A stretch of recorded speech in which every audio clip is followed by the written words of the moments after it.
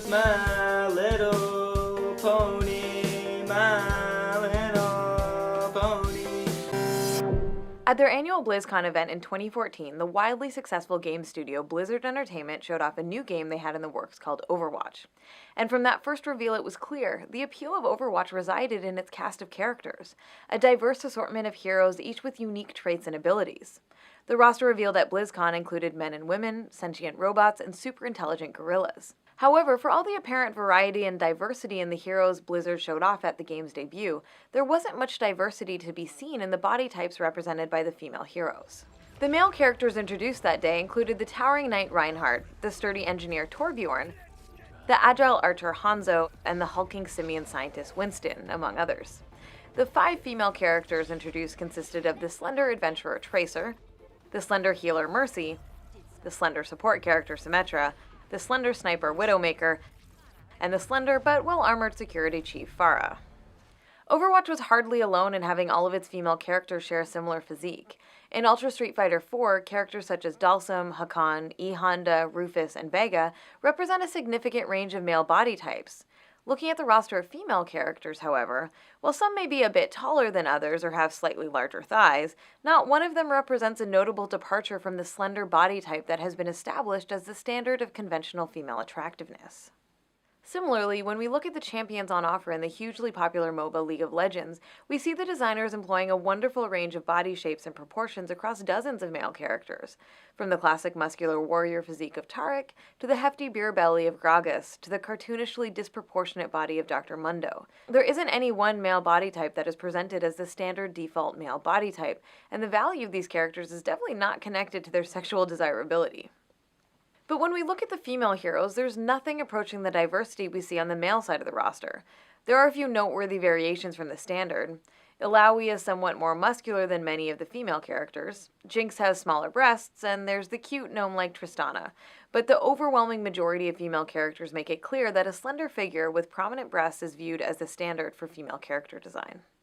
Likewise, in Dota 2, male heroes can be handsome or comical, outlandish or grotesque, while female heroes are mostly relegated to being standard humanoid characters with conventionally attractive facial features. Where are all the female rock creatures, skeletal priests, and whatever this thing is? When the majority of women who populate these game worlds are designed from the same narrow template, the problem isn't just what we're seeing in games, it's what we're not seeing. The fact that fat women and women with different body shapes aren't featured in these worlds reinforces the false notion that these women are less valuable and less worthy of recognition than those women whose bodies come closer to matching the cultural beauty standard. Hashtags like Reclaim the Bindi, Black Girl Magic, Asian Girls Unite, Native Awesome, and Latina Tuesdays are movements created for and by people of color to promote representation, self-love, and solidarity. But it seems that whenever marginalized people create spaces to celebrate themselves, the majority groups get a little uncomfortable. Ugh, but I can't have white pride. Isn't that just taking pride in my culture? Well, not exactly. Here's why white pride is very different from other kinds of pride. Number 1, whiteness and white culture are already everywhere. Whether it's Congress, CEOs, beauty magazines, children's books, or the Oscars, whiteness is already everywhere. This is despite the fact that people of color, including Latinos, make up 38% of the US population.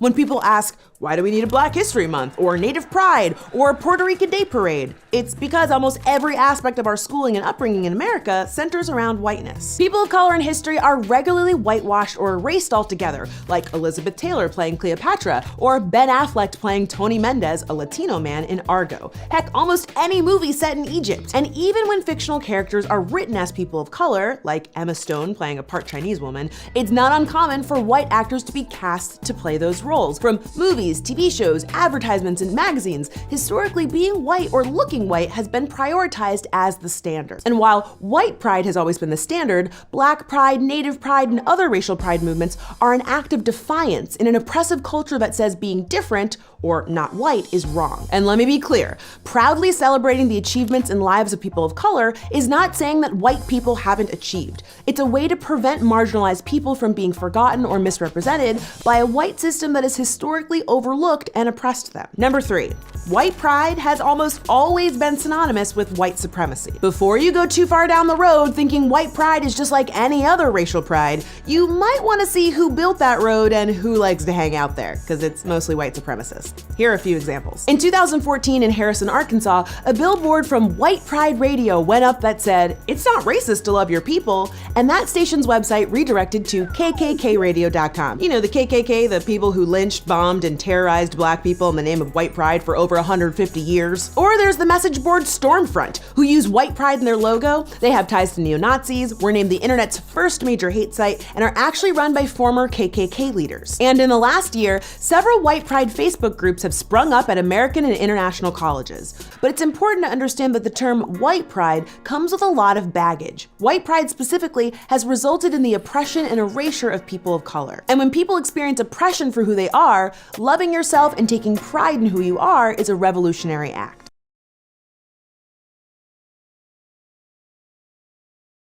The whole point is we can't, the definition you're trying to say that it's like, oh, just based, no, like racism is based on the systematic oppression of people. White people have never suffered that. Yeah, you've tried to say it's possible. Yeah, in the future it's possible to like have some form of systematic oppression against white people, but it's never happened.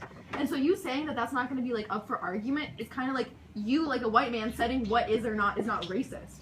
And so that's what's been happening throughout the centuries. And so you just telling me that doesn't make me believe you, because that's what's been fed to us for so long. And that's What's up, my beautiful black babies, and welcome to another episode of Flash Noir. Now, in today's episode, we are going to be talking about African American vernacular English and how basically because of white supremacy and racism and anti-blackness and everything rolled up into one, the way in which we speak is deemed as improper or broken English or considered to be outright garbage. What compelled me to actually make a video on this is because of racism and on top of that, ableism. Those who use African American vernacular English are seen to be as uneducated, less intelligent, and just overall inferior or wrong. It is very ableist, one, to assume that because of the way in which someone speaks that they are somehow unintelligent, and that is somehow reason enough to treat them badly or to, you know, dismiss what they have to say or to not to take them seriously.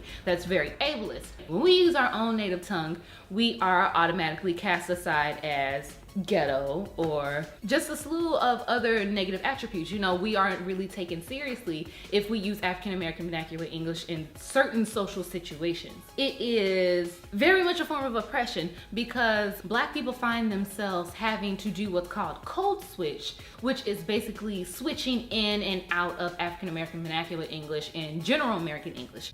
How you speak is valid. Your speech patterns are valid. Don't let no fucking racist tell you that the way in which you speak is not valid, the way in which you speak is improper, or the way in which you speak is wrong or inferior, because it's not true. I mean, it's just literally not true. You know, so basically, if the hierarchy of racism was reversed, if there was black supremacy and white people were the ones who suffered from racism, then you bet you African American vernacular English would be the official language of the US. It was My Little Pony, My